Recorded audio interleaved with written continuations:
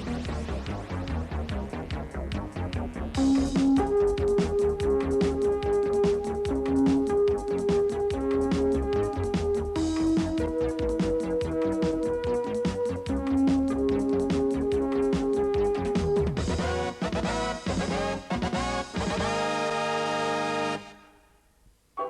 reputation of the Mitsubishi Model A never really soared to the heights of the better-known American Model A. It was simply a modest beginning by a company that seemed destined to remain a minor influence on the world's motoring market.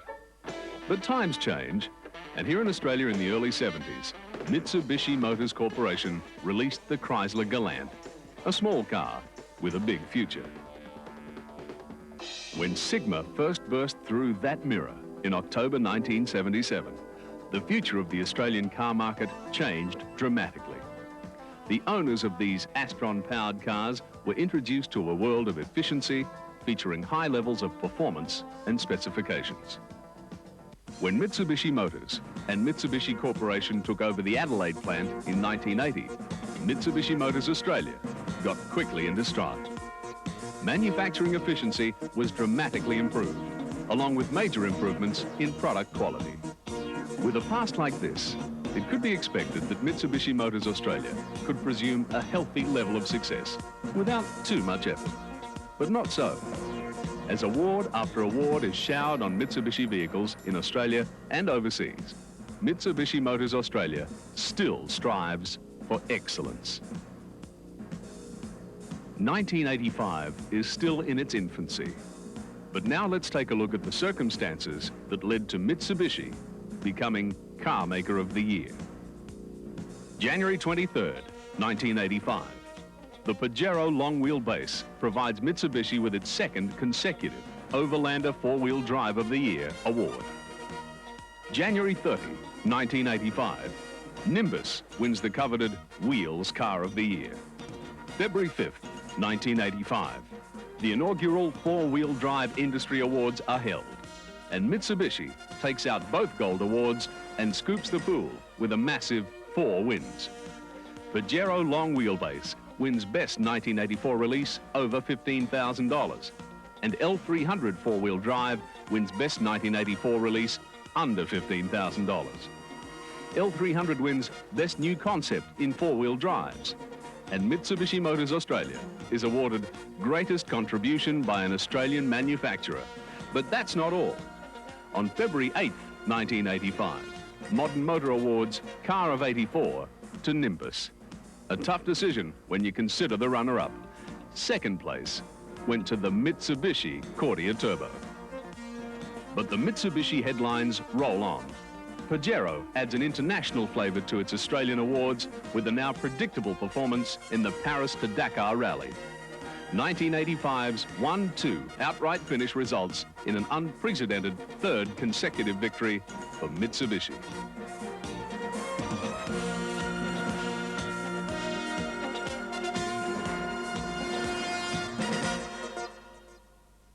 The motor car, a symbol of status. Mass automobile production in Australia changed our lifestyle completely. This vast country of ours was becoming more accessible. Cars were not always priced within easy reach of the average family man. But as our industry grew, so did the competition. Wages and prices rationalised, and soon there were lots of 2 and even 3 car families. They were great times. The standard of living grew, and petrol was not only cheap, it was easy to get, and there were few interruptions to supply. But clouds were growing on the financial horizon. By the middle 70s, boom times saw demand outstrip supply, and inflation reared its ugly face in earnest. Governments were desperate, and with no one else to turn to, Australia's motorist materialised as the 7th Cavalry. Reluctantly, he added his shoulder to the wheel with increases on everything to do with motorcars. Licence and registration fees doubled, and in some states, soon doubled again. Wave after wave of new taxes hit the motorist, but he faced these demands bravely. Sales tax on spare parts increased. That didn't faze him. Then came the final assault. The tax on his lifeblood, or rather that of his car, began to rise substantially. the price of fuel would finally rise tenfold. So he did the perceived responsible thing. He looked at smaller, more fuel-efficient cars. With a tear in his eye, he bade farewell to 10.5 to 1 compression, the octane rating in his fuel, and a lot of his horsepower. Society was downsizing from traditional 6- and 8-cylinder cars, and today, 4-cylinder cars currently make up around 65% of the passenger market. Mitsubishi Motors Australia set an early standard with their incredibly successful Sigma. Its 2.6-litre Astron balance shaft motor solved the power problem. Now Mitsubishi Motors Australia has solved the space problem that has plagued the medium car segment. Many 6-cylinder car buyers want better economy, but lack of space has kept them where they are. Magna will be the first serious option for these buyers. No longer will they look at the medium segment as a compromise of power and space for economy. While Commodore and Falcon become outdated, Magna features up-to-date design, technology, specifications, and most of all, Magna features space. Graham, what were you wanting to achieve when you started designing Magna? We were looking to achieve a bigger car, hence the name Magna, but we're also looking to regain the market leadership in the medium segment. The car, however, straddles both the medium segment and the large segment, so we're looking not only to regain market leadership in the medium, but we're also looking to take some of that large segment market with us. Who do you believe to be your major customers? Oh, a lot of them, Carol, are going to be previous Sigma owners. They're going to come back into our dealerships and buy another Mitsubishi product. The market's changed slightly since they first bought their car, and people are looking for a bigger car. But so a lot of them are going to be Sigma trade-ins. A lot of them are going to be people who once only considered Commodore, and now they've got a very, very viable alternative, which is even slightly bigger interior than Commodore. And there are going to be a few that we're considering the Falcon. How important is the fleet market to Magna sales? It's really important, Carol. In 1985, we're planning 45% of our sales will be going into the fleet business, and we're going to achieve this not only with Magna, but also with the Sigma and the Colt, that we're maintaining in the range and specifically targeting these vehicles at that fleet market. What's the investment you've made in this car? Well, $60 million in money terms, Carol, but over the past several years, we've invested a lot of time and energy in developing a workforce that's proving its dedication and enthusiasm. And we all know, all of us who work in the place know, that we've produced a car that's really going to be a winner.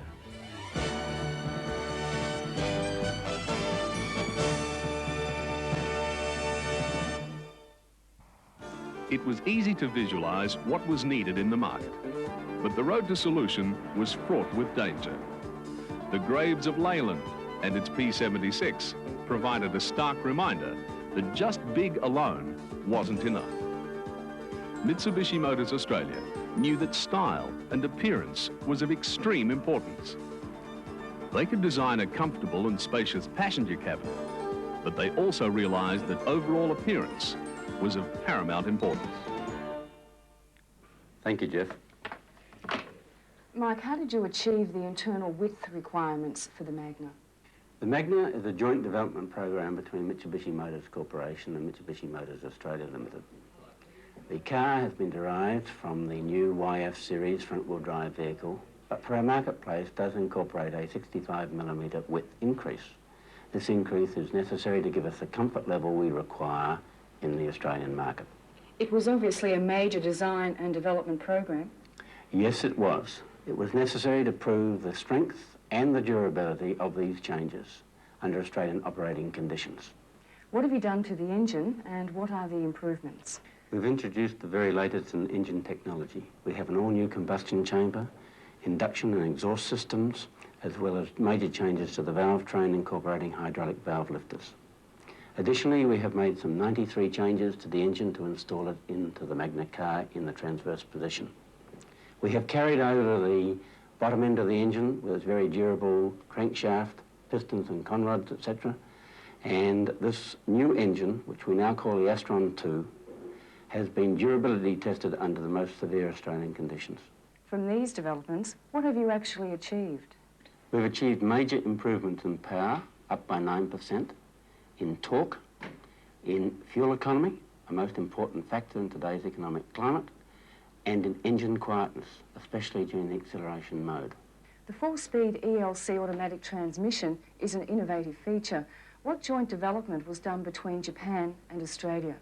The basic transmission development, of course, was done in Japan. The application development was done here in Australia. The transmission has been tested under our most rigorous conditions, under all types of climatic requirements, and we are most confident of the durability of this new exciting unit. You've developed the ride and handling for Australian conditions. How would you rate them? The Magna is a larger car and has the inbuilt advantages of wider tracks and a long wheelbase. With advanced suspension design, we have set truly new standards in ride and handling. Rack and pinion steering, P-metric tyres, and advanced noise, vibration, harshness, isolation systems, the car does not feel like a front-wheel drive unit. How would you sum up the ride and handling? We believe it's truly excellent. Thanks, Mike. Let's now talk to Jeff Mole about the research and development program. Jeff, tell us something about the Magna Road Endurance program. Well, our Magna Road Endurance program accumulated something like 500,000 kilometres of road testing. That's sealed roads, bitumen roads, and unsealed roads, of course. Our main test circuit runs from here in Adelaide up through New South Wales to the coast and then right north to Townsville, back down through central New South Wales. We do that a number of times and accumulate something like 80,000 kilometres for one test. We go cold testing into the mountains of Victoria where we get temperatures down as low as 0 Celsius. And the other extreme of that, of course, is that we go north up into the Territory for hot testing, and then we get temperatures up around the 40, 45 degrees Celsius mark. Were there any necessary changes to the prototypes as a result of that testing? Most definitely, yes. There were no major changes, but we did make a number of small changes.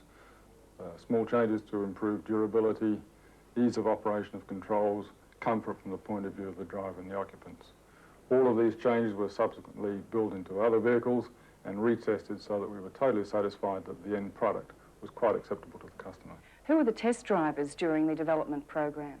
We use our own very qualified engineers and skilled technicians. These are the fellows that accumulated the 500,000 kilometres of endurance testing I mentioned earlier.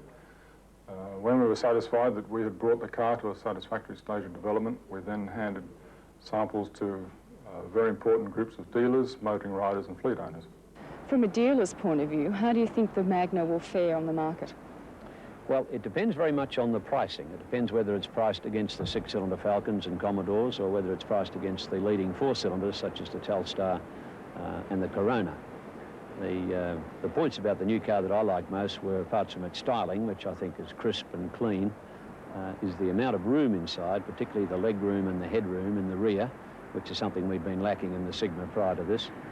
I was particularly impressed with the performance of the engine, more so in the manual than the automatic.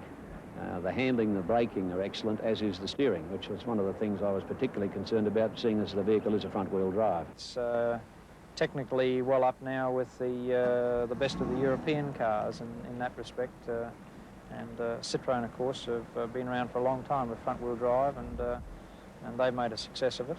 And certainly from what I read overseas, even in America, everyone's going to front-wheel drive, particularly General Motors, even with bigger cars again. So obviously it's the right direction. It's got what most Australians are looking for. It's got the legroom, the headroom, and an extremely comfortable ride.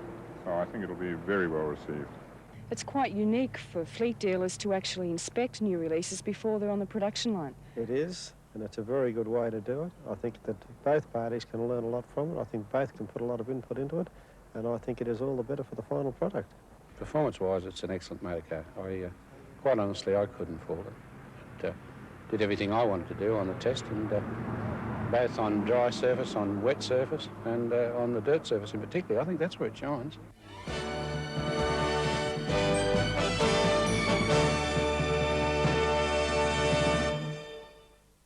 We needed space, but we also needed comfort. We looked carefully at seat design and construction.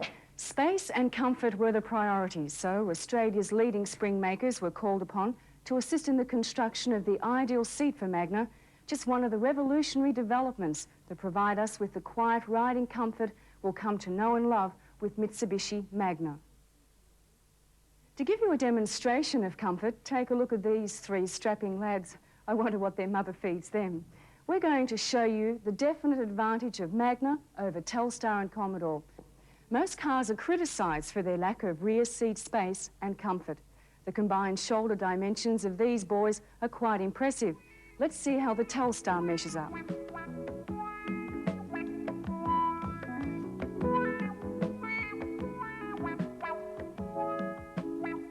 Now let's try the latest Commodore.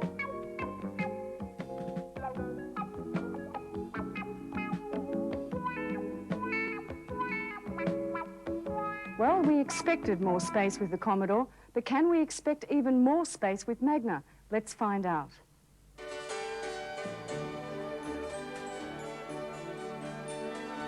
We can easily see the results for ourselves. Magna's space is magnificent, but let's look at these comparative interior dimensions for a moment. Here's the opposition. Just look at the figures of our competitors. Even the supposed bigger cars can't match Magna for rear seat shoulder room. Telstar 1390mm, Commodore 1430, and Magna 1458. The new Mitsubishi Magna, with its quieter 2.6 Astron 2 motor, has a lower interior noise level than Telstar and Commodore. As you can see from this graph, Magna's interior noise level is a long way below both of them. It's a pleasure to find such premier comfort in a four-cylinder car. The seats are very comfortable. There are adjustments including height control, lumbar support, and recline. The fabric has a very expensive feel to it. This unique new 4-speed ELC electronic automatic transmission shifts so smoothly. And just look at this innovative wing column control centre. There's intermittent wiper controls and heater controls, blinker controls, hazard warning lights, long time parking lights, and rear window demister. You'll find everything within easy reach of the fingertips. Heating and ventilation, interior controls for the luggage compartment and fuel door. We also have adjustable steering column, adequate courtesy lighting, and this AM/FM electronic tune radio cassette is first class. They're just a few features of the magnificent Magna. It's a totally new class of car.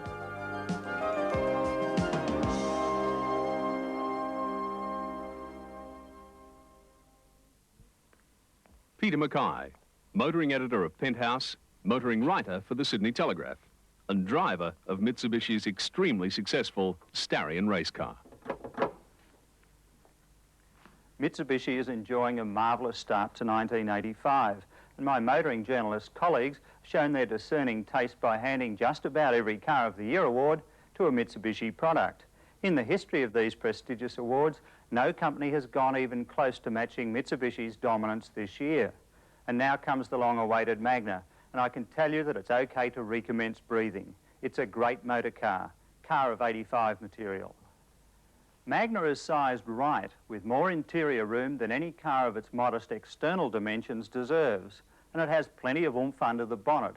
It's a 4-cylinder, sure, but it's one of the biggest capacity 4s in the world today, and the styling has that timeless, unfussed look that West German car makers do so well. Let's now run through a few features that particularly impressed me. The heart of the Magna is the 2.6 Astron 2 engine. The 2 indicates second generation, and you've never seen it this way before, located across the engine bay. Mitsubishi's technical bods have done a remarkable job on the good old Astron, improving its efficiency and performance to a point where you'll hardly recognise it. Power is up 9%, while torque has also been increased. The revised Astron 2 features hydraulic valve lifters, so noise has been reduced, and tappet adjustment is banished into history. Now to one of the great engineering advances, Magna's new 4-speed automatic gearbox with Mitsubishi's electronic control. It's a significant breakthrough, but don't think that it's highly complicated. It isn't. The little black box, a microcomputer, allows the manipulation of the gearbox hydraulics in a much more delicate way than usual. The computer receives and analyses data from several areas and then initiates the shifts precisely when they should for optimum performance and efficiency. Expanding on it just a little, the black box senses engine temperature, the engine's RPM, the vehicle's speed, the speed of the components inside the transmission, and even whether the driver's foot is on the throttle. This last point is important because Magna's automatic transmission actually flicks into second gear at idle to minimise creep. Then when the driver touches the accelerator pedal, it goes back to first for takeoff. That silicon chip is the key to it all. The electronics, together with the damper clutch, have reduced the traditional inefficiency of an auto box. The dreaded slip is down to just 1% at normal running, which means the car is almost in direct drive. The fourth gear is a very tall overdrive, 0.685 to 1. That gives Magna incredibly long legs and impressive fuel thriftiness on the highway. Fuel tests show there is little difference between Magna's auto and the fully imported 5-speed manual.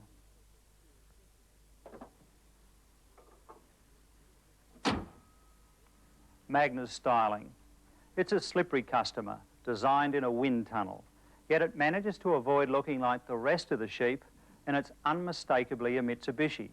That front air dam provides greater stability at high cruising speeds while helping fuel efficiency.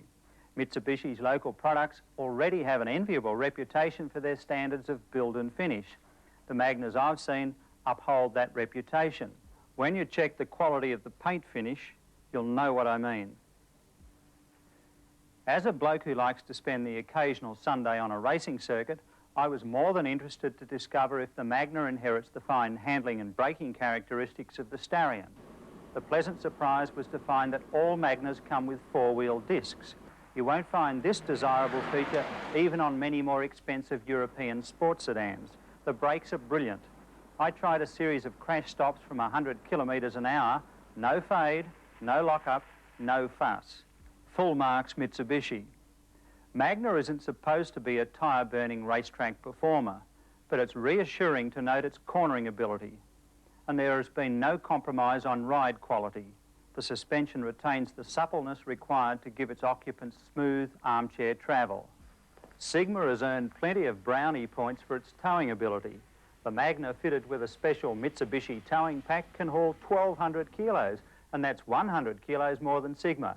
Towing hasn't been a strong suit for front-wheel drive cars in the past, but Magna has the power, the weight, and the balance to win over the trailer fraternity.